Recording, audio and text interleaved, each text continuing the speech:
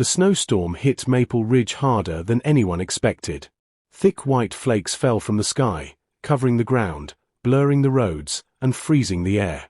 People hurried home, shutting doors and windows, trying to stay warm.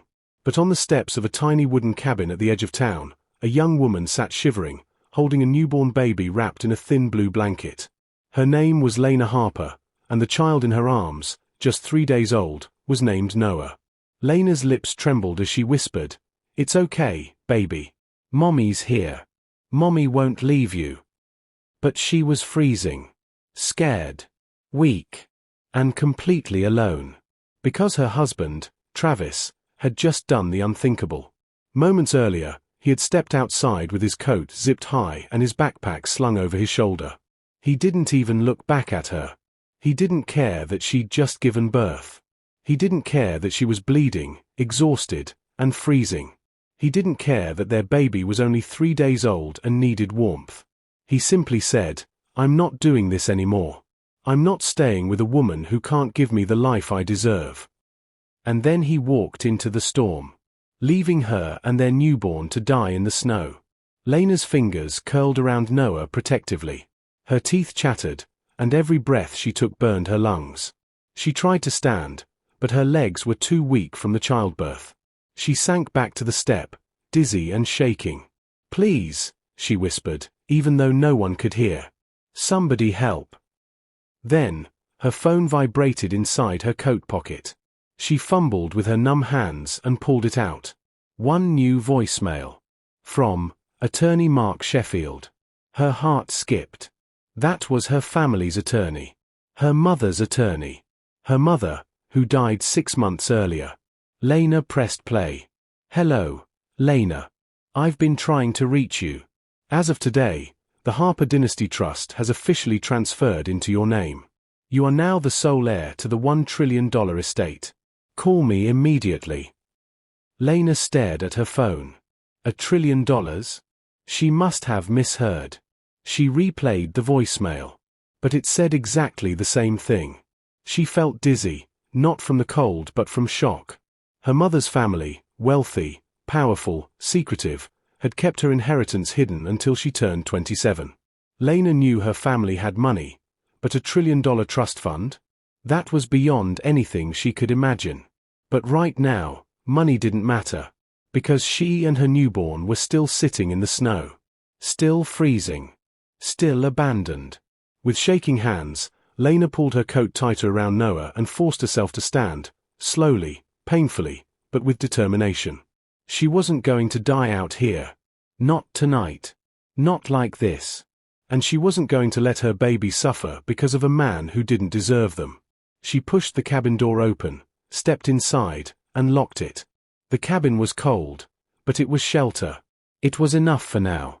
As she rubbed Noah's tiny hands, warming him with her breath, something in Lena hardened. Broke. Changed.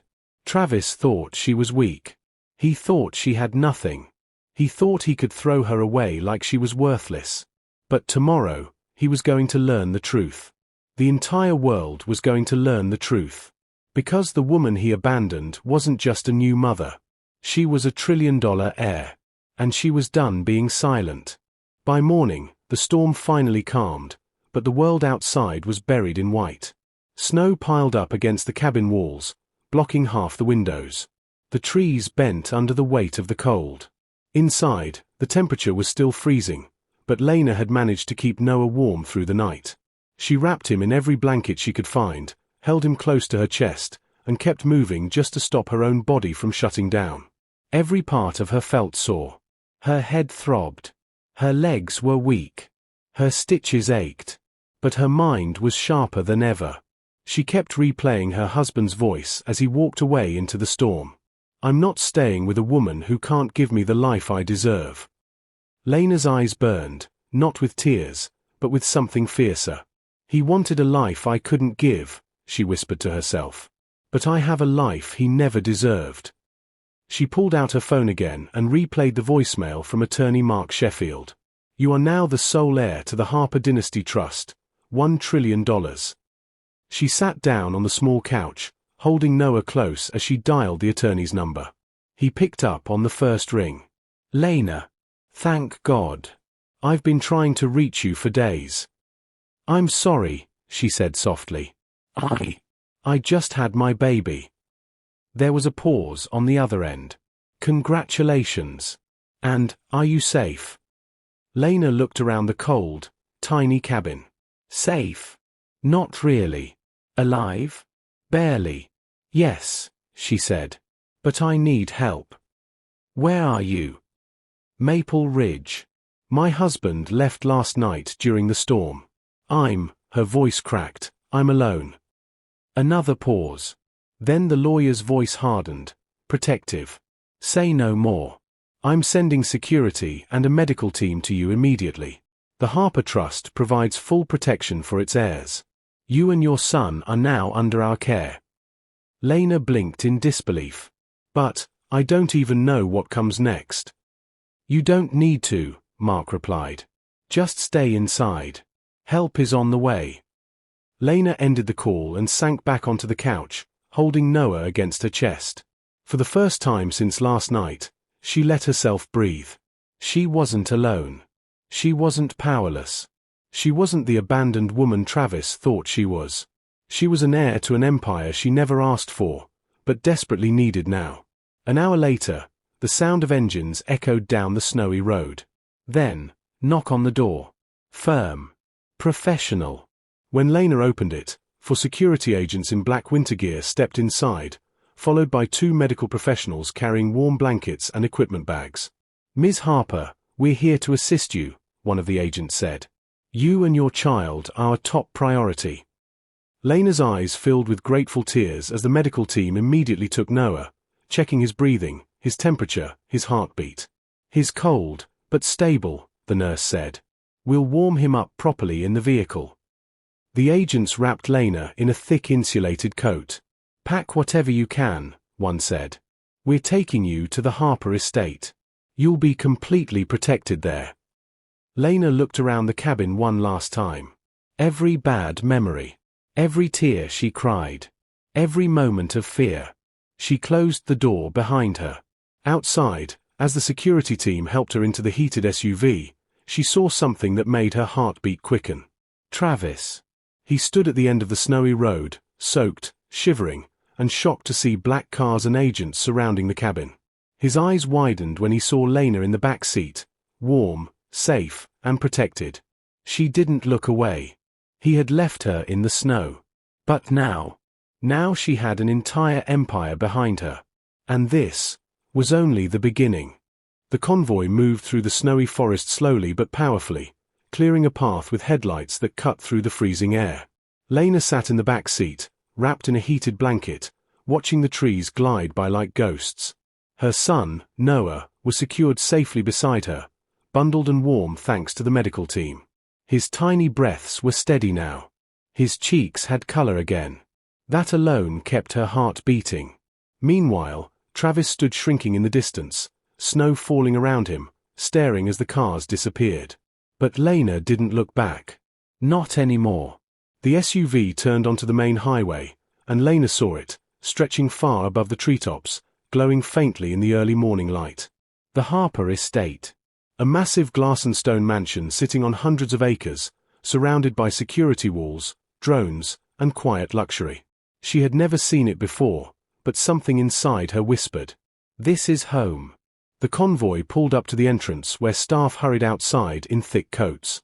The front doors opened, revealing a tall man with grey hair, warm eyes, and a respectful posture. "Ms. Harper," he greeted gently. "My name is Richard. I was your mother's chief house steward. Welcome home." Lena swallowed hard. Her mother. Her real mother. The one she never truly knew. Richard stepped closer. "She always hoped you would return to this house one day." Lena felt her chest tighten. I wish I had met her." "She knew you might not get the chance," Richard said softly. "But she left something for you." He gestured, and two staff members carried over a small wooden box. Old, polished, and carefully sealed. "For when you were ready," Richard added. Lena held the box against her chest. It felt warm, heavy, and important. But before she could open it, the medical team stepped forward. "Let's get you and the baby inside, Ms. Harper," the nurse said kindly. "You both need rest." Lena nodded and followed them into the mansion. Inside, the house felt like another world. Warm air, soft lights, quiet hallways, and polished floors. Everything smelled clean and comforting, like safety. They led her to a large bedroom with a private sitting area, fireplace, and soft white sheets waiting for her. The nurse checked Noah again, smiling. "He's doing great now. A few hours of warmth and he'll be perfect." Lena exhaled deeply, relief washing over her. Once she was alone, she placed the wooden box on her lap. Her hands trembled as she opened it. Inside was a single letter, written in her late mother's handwriting. She unfolded it carefully. "My sweet Lena, if you are reading this, it means life has finally brought you home. And you need the strength I once promised to give you." Lena's vision blurred immediately. "You were taken from me when you were too young to remember. Your father's family wanted control, not love. I spent years searching, years hoping, and though I did not get the chance to raise you, I made sure you would never be powerless." Tears fell quietly onto the paper. "The Harper Trust belongs to you now. Not for the money, but for protection. For freedom. For dignity. Never let anyone treat you as if you are small. You come from strength. And you are stronger than you know. I love you. Mom." Lena pressed the letter to her chest and cried for the first time since the night Travis abandoned her. Not tears of fear. Not tears of weakness. But tears of finally belonging somewhere. Tears of finally being seen. Her whole life, people underestimated her. Her whole life, she thought she had to accept pain quietly. Not anymore. As she wiped her face, a security alarm pinged softly at the front gate. Richard knocked once and entered with a calm expression. "Ms. Harper," he said. "We didn't want to worry you, but someone is at the gate." Lena's heart slowed. "Who?" Richard hesitated. "Your husband. He's demanding to see you." Lena's fingers curled slowly. She stood up straighter. For the first time in her life, she was ready. The front gates of the Harper estate stood tall and cold, covered in steel and thick layers of snow. Behind them, Travis pounded the metal with both fists, his breath fogging the air. "Let me in," he shouted. "She's my wife. You can't keep her from me." The security guards didn't flinch. One spoke calmly into his earpiece, his becoming agitated, awaiting Ms. Harper's instruction. Inside the mansion, Lena stood at a tall window, watching the scene unfold from above. She wasn't shaking. She wasn't crying. She felt steady. Her son, Noah, slept peacefully in the crib beside her. She kissed his forehead and whispered, "You will never suffer the way I did." Then she turned to Richard. "Open the gates," she said softly, "but only halfway, and escort him to the front terrace. I'll speak to him there." Richard nodded. "As you wish, Ms. Harper." Minutes later, Travis was escorted to the stone terrace outside the mansion's main entrance. The snow crunched under his cheap boots. He looked cold, wet, and confused. Then he saw her. Lena stepped out of the mansion like a completely different woman. Warm coat. Head held high. Back straight. Strength in every step. Travis blinked, stunned. "Elena. You look different." "No," she said. "I'm not different. I'm just done pretending." His eyes flicked to the mansion behind her, the guards, the expensive cars, the glass walls, the huge property. "Whose house is this?" Travis demanded. "What rich friend are you staying with?" Lena took a calm breath. "This is my house." He stared at her, waiting for a joke. She didn't smile. "This entire estate," she continued. "The land. The security. The companies behind it. The trust fund. $1 trillion. All of it is mine." Travis swallowed hard, his voice cracking. "T trillion?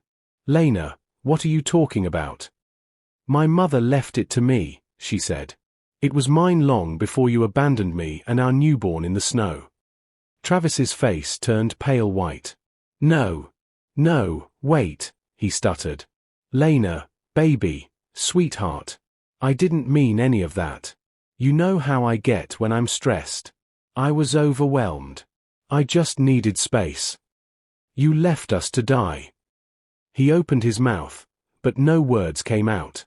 I heard every word you said, Lena continued. You didn't leave to get help. You didn't leave because you panicked. You left because you didn't want us. Travis took a step forward. Lena, please. Let's talk inside. We can fix this. 2 security guards immediately moved between them.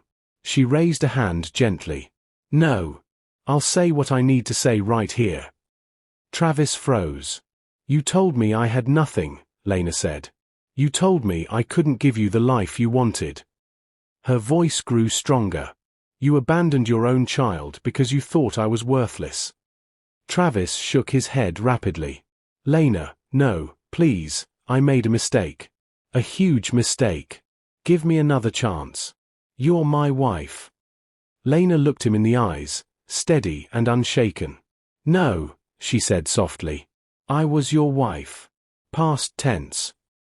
She handed him an envelope. He opened it, and his knees nearly buckled. Divorce papers. Filed. Signed. Final. No. No, he shouted. Lena, you can't. You're rich now. You can't leave me. I'm not leaving you because I'm rich, she said. I'm leaving because you showed me who you are. Tears streamed down his face. Please. I have nothing. Lena turned away. You had a family, she said. You chose to walk away. Richard stepped forward. Escort Mr. Travis from the property. The guards grabbed Travis gently but firmly. Lena. Please. Please. His voice echoed across the snow, shrinking as he was dragged toward the gate. But Lena didn't turn back. She walked into her home, her real home, where her son waited. Where her life finally began. Dear viewers, thank you for watching this story. If you felt the pain, the strength, and the victory in Lena's journey, then don't leave without hitting that subscribe button. When you subscribe, you stand with every woman who has been abandoned, underestimated, or treated like she was nothing, only to rise stronger than ever. Comment I stand with Lena, if you believe every woman deserves respect, love, and a safe home. More powerful stories are on the way. Stay tuned.